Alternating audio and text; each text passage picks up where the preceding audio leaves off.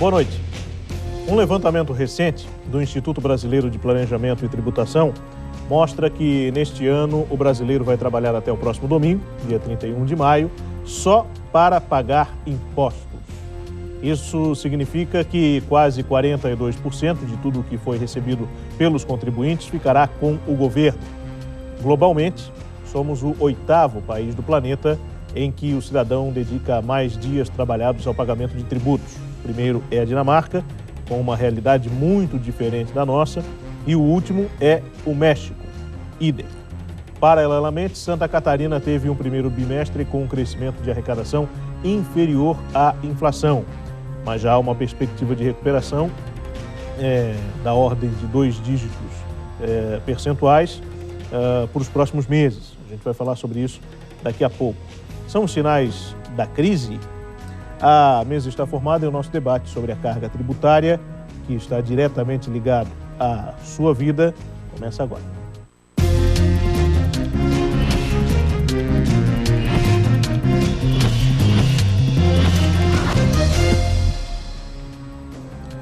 O programa de hoje conta também com a sua participação aqui conosco pelas nossas redes sociais, pelo Facebook, pelo Twitter e ainda pelo nosso WhatsApp. O telefone que já está aqui conosco é o 9188 4044. 9188 4044. Como nós estamos ao vivo para todo o estado de Santa Catarina, se você estiver fora da Grande Florianópolis ou do sul do estado, tem que colocar o 48 na frente e a gente recebe mensagem de texto, SMS normal e também pelo aplicativo. Bom, o programa de hoje recebe para discutir esse assunto o diretor de Assuntos Tributários da ACIF, Denisandro Pereira. Também está conosco a vice-presidente do Conselho Regional de Contabilidade de Santa Catarina, Rúbia Magalhães. O advogado tributarista, presidente da Câmara de Ética Tributária do Estado de Santa Catarina e membro da Câmara de Assuntos Tributários e Legislativos da Fiesc, André Lemos, e o diretor de Administração Tributária do Estado, Carlos Roberto Molim. Senhor, muito obrigado pela gentileza, mais uma vez, de participarem aqui conosco do Conversas, alguns pela primeira vez, outros já convidados recorrentes, pela qualidade, evidentemente, e por isso estão novamente entre nós. O programa de hoje está no ar em nome de Sengi, em defesa do profissional da engenharia sempre. Promoção de aluguel Ibagi, as melhores oportunidades em aluguel de imóveis com valores especiais. Cota 40 anos, marca de credibilidade, imóveis de valor. E Queires, todo mundo tem um grande motivo para comprar no Queires. Eu vou começar o programa, gentilmente, pedindo a palavra do diretor de Administração Tributária aqui de Santa Catarina, que eu trouxe alguns dados na abertura do programa. É uma situação preocupante para alguns, a arrecadação ter crescido menos que a inflação, mas também a perspectiva de recuperação para os próximos meses. E eu gostaria, nesse primeiro momento, que nós pudéssemos ter um balanço o mais fidedigno possível por parte do Dr. Carlos Roberto Molim, que está conosco mais uma vez aqui na bancada. Obrigado pela gentileza, uma boa noite. Qual é o diagnóstico fiscal do Estado neste final de maio? Boa noite. De fato, o primeiro trimestre foi um trimestre um pouco atípico. A gente teve uma arrecadação um pouco abaixo da inflação, mas nós já começamos a sentir uma melhora a partir do mês de abril. Mês de maio também está andando bem. Então, o que a gente percebe é que, nesse momento, a dificuldade maior ficou para trás, né? Então, a gente já está num ritmo de recuperação. E isso demonstra que o dinamismo da economia catarinense, ele ainda se mantém num nível diferenciado em relação ao resto do país. O que a gente percebe, isso é noticiado bastante, que em outros estados a crise realmente tem sido mais forte. Felizmente aqui, talvez por diversas características da economia catarinense, a diversificação e tudo isso tem levado a manutenção de um ritmo da economia que nos permite ainda ter uma boa arrecadação. O fato de os primeiros meses terem uma força significativa na arrecadação por conta de impostos que são cobrados no início do ano e essa queda nesse primeiro bimestre acendeu uma luz amarela e talvez fez nos enxergar que a crise chegou aqui também? A distribuição da tributação no estado de Santa Catarina ela é um pouco diferente de outros estados. Há estados onde, por exemplo, o IPVA, ele é todo arrecadado no mês de janeiro, fevereiro, já no início do ano. Sim. Em Santa Catarina, a gente distribui isso por todo o ano. Então, não há uma concentração específica no primeiro trimestre. Mas, de qualquer forma, é claro que quando a gente percebe um ritmo menor do que aquele previsto, isso acende, sim, uma luz amarela. É momento de se ter cautela, especialmente em relação ao gasto público, né? Porque você não pode, diante de um cenário onde não está se realizando a projeção da arrecadação, manter o nível de gasto projetado. Então, é claro, esse é um trabalho feito pelo governo no sentido de manter o nível de gastos dentro daquilo que a arrecadação permite. Sim. Bom, eu queria ouvir a vice-presidente do Conselho Regional de Contabilidade aqui de Santa Catarina, a Rúbia Magalhães, com um diagnóstico também. Vou dar um toque para o pessoal que está na suíte, que a gente está com um problema efetivamente aqui no microfone e é interessante que alguém possa vir aqui acompanhado de uma pilha. Mas o fato é o seguinte, vice-presidente, esse panorama do qual nós falamos agora preocupa os contabilistas, que também são cidadãos, sob o ponto de vista, a crise está instalada, o dinheiro está cada vez mais curto, não precisa nesse momento uma preocupação no sentido de que, do jeito que a coisa vai, daqui a pouco a gente ultrapassa os 50% de cobrança de tributos de toda a população? Boa noite. Boa noite. Bom, na realidade eu acho que é um período bastante complicado, porque na realidade a tributação hoje realmente está recaindo em cima dos empresários, dos pequenos e microempresários, né? A própria Fazenda, ela lançou a Operação Concorrência Leal. Sim. E é onde ela está notificando os microempresários. Então, para nós é uma grande preocupação. E, além disso, também a doação legal, que é a arrecadação do ITCMD, que é a terceira. Então, assim, é um foco bastante... ITCMD, só para quem não é... ITCMD é o Imposto sobre Transmissão de causas mortes e doações, né? Então, são as doações que, na realidade, o governo do estado ele tem um convênio com a Receita Federal, onde ele detectou as informações originárias da declaração de imposto de renda. Sim. Então, são duas operações assim que, na realidade, eu acho que já estão começando a dar algum reflexo e bastante preocupação. Mas realmente o cenário hoje brasileiro está bem complicado, então está todo mundo tentando enxugar e dessa forma o reflexo vai cair na carga tributária também. Claro. Talvez caiba um esclarecimento apenas no sentido de que esse trabalho da Secretaria da Fazenda, ele busca a sonegação. Então, é um trabalho justamente não trazendo aumento de carga tributária. Ele cobrar do contribuinte que está deixando de recolher o imposto é uma medida tanto de responsabilidade da Secretaria da Fazenda, quanto também no sentido social mesmo, de se tratar todos os contribuintes de uma forma isonômica. Porque a maioria pagou, mas tem alguns que não pagaram, e é esses que a gente vai cobrar. Então, aqui não se pode dizer que há um aumento de carga tributária por conta dessas operações. Não. Concordo com você, com certeza, não é aumento, mas é uma preocupação deste momento, vamos dizer, onde a gente está com uma crise, como dizem, principalmente na parte comercial, né? Sim. Então, onde recai um bom aumento em relação, se houver realmente sonegação, né?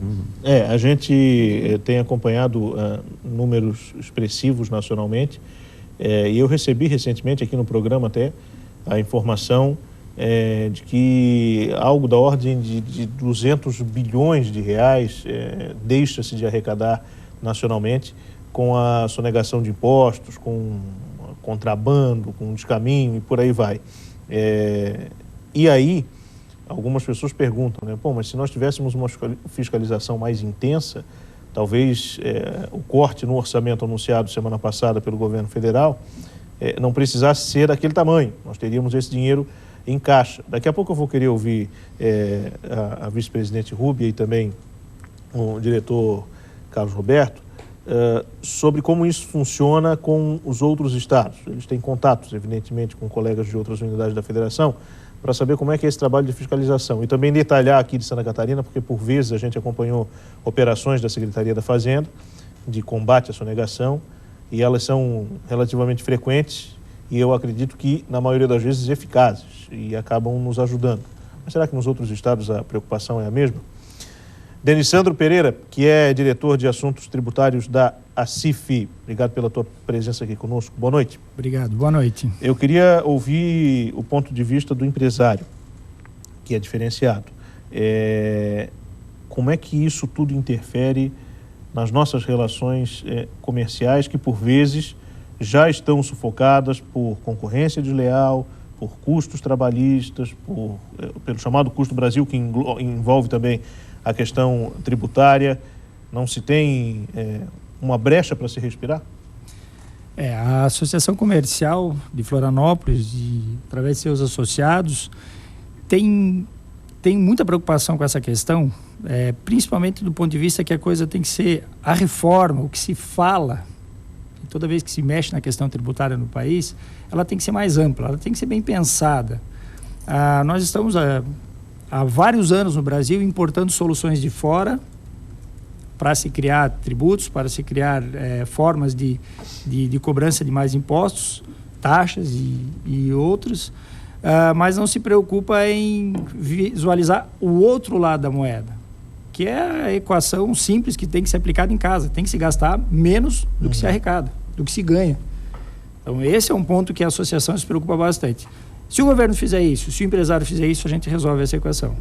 O empresário tem uma preocupação muito grande, porque cada vez que se manda tributo para o cofre público, o que acontece na prática? Ele tem, às vezes, diminuído a sua capacidade de investir, Sim. Ele tem diminuído a sua capacidade de contratação, e com isso a gente tem uma situação que tende, a piorar. Então, qual é o ponto? Nós temos duas forças complexas que têm que ser analisadas. Uma é o Estado querendo arrecadar. A grande pergunta é, qual o tamanho que o Estado tem que ser? Ele tem que ser grande, ele tem que ser pequeno, ele tem que ser médio? Quais são as funções essenciais que nós precisamos dele? Quais são as funções que nós podemos delegar para a iniciativa privada? Isso tudo é muito preocupante porque não se discute muito isso. Se fala em reforma tributária, mas não, tem que baixar tributo, mas o Estado também tem que cuidar da sua conta. E o empresário tem essa preocupação. É lógico que ninguém gosta que se aumente tributo, mas ao mesmo tempo, se o tributo for para um cofre, onde ele é bem gerido, ele não é objeto de corrupção, ele não é objeto de desvio, ele é bem empregado, as obras são bem elaboradas, são bem montadas, isso não teríamos problema. O problema é que no Brasil nós temos uma alta carga tributária e tudo tem que ser privatizado. A segurança é privatizada, a saúde é privatizada, a educação é privatizada, o transporte é privatizado. Isso tudo é custo, então se paga duas vezes por um serviço que não se tem. Infelizmente. Bom, estão chegando mensagens por aqui e também ligações. Eu só peço a gentileza para que você que está tentando ligar, não ligue, porque a gente não tem como atender o telefone aqui, evidentemente, porque a gente está no ar. O telefone está aqui comigo na bancada. Mas se você puder mandar mensagem de texto, nos facilita bastante, que a gente pode ler e registrar a sua opinião. André Lemos, advogado tributarista, presidente da Câmara de Ética Tributária do Estado e membro da Câmara de Assuntos Tributários e Legislativos da Fiesc. Obrigado, doutor André, pela gentileza da participação aqui conosco. Eu que agradeço. Eu queria, claro, puxar um gancho aí para a gente iniciar essa conversa, mas ela evidentemente vai se expandir. A gente teve recentemente, nessa semana, o início da votação da reforma política. Para alguns, um banho tremendo de água fria, porque muitas coisas não mudaram. As coisas, por mais que haja opiniões diversas sobre o que é o certo, o que não é, uma imagem muito clara foi a de que não se mudou. Algumas coisas que eram gritantes, necessidades urgentes de se alterar no processo político do Brasil. Será que isso já nos dá a entender e nos desestimula, talvez, a ter a esperança de que os deputados, senadores, votarão uma reforma política em prol do povo brasileiro? Boa noite. Boa noite. Saúdo a TV Com, obrigado pelo convite, aos demais. Bom, O que eu compreendo, eu tento compreender disso, né, é que o Brasil urge de mudanças, muitas mudanças, né, seja ela a política, a eleitoral, a previdenciária, a tributária. Só que aí se mexe em muitos poderes, né, em muitos blocos da economia, né, e eu acho que isso aí dificulta. Na questão política, eu tinha um pouco mais de esperança que ela fosse adentrar em alguns meandros que ela não entrou. A tributária, por exemplo, que hoje também, a cada ano que passa, fica mais recorrente a mudança. A gente não tem uma reforma tributária desde 65, né, com a emenda 18. Lá se instituiu competências de tributos, cabe à União determinado tributo, cabe ao Estado determinado tributo, ao município outros tributos. Isso foi feito naquela época com o Estado, né, federação, de um jeito diferente do que está hoje, né? Então, há muitas correntes que querem a reforma, uma reforma, às vezes mini-reformas, como se veio nos últimos anos, se experimenta pacotes, ajustes fiscais em cada segundo mandato do reeleito. No primeiro ano, vem em janeiro sempre um pacote, um ajuste fiscal. Isso aconteceu com o FHC nos dois governos, no segundo governo do Lula e agora no segundo governo da presidente Dilma. Então, para se chegar numa reforma aos pedaços, como está se fazendo, né, e com vários problemas que a tributação tem no país, esses choques de competência, o Estado às vezes querendo pegar um pouco do município e vice-versa, né? Tem que se esclarecer isso aí. Vai ter um imposto aí único, um IVA, que congregue todos os tributos aí indiretos, o IPI, o ICMS, o ISS, acabar com a guerra fiscal. Enfim, são elementos que a gente tem aqui uma noite quase que inteira para discutirmos, né? Discutirmos. Então, respondendo a tua primeira pergunta da reforma política, eu acho que são várias as reformas que nós precisamos, e a política não tenho tanta esperança justamente pela acomodação da política partidária que tem no país hoje, né? Muitas siglas se unindo com as outras, siglas que até então não conseguiam nem conversar, né? E aí de repente se compõe algum tipo de arranjo e não se consegue chegar onde o povo necessita, né? Sim. Bom, estão chegando mensagens por aqui, que eu vou trazê-las daqui a pouco. O Roque Luiz, do sul da ilha, fez uma pergunta. Tem uma também do Luiz Antônio Ferreira, que é sociólogo, entre outras pessoas que por aqui estão, que nós vamos detalhar daqui a pouco e trazê-las para tentar respondê-las aqui na mesa. Nós vamos ao primeiro intervalo do programa e voltaremos em instantes com outras informações e respostas para você. Até já.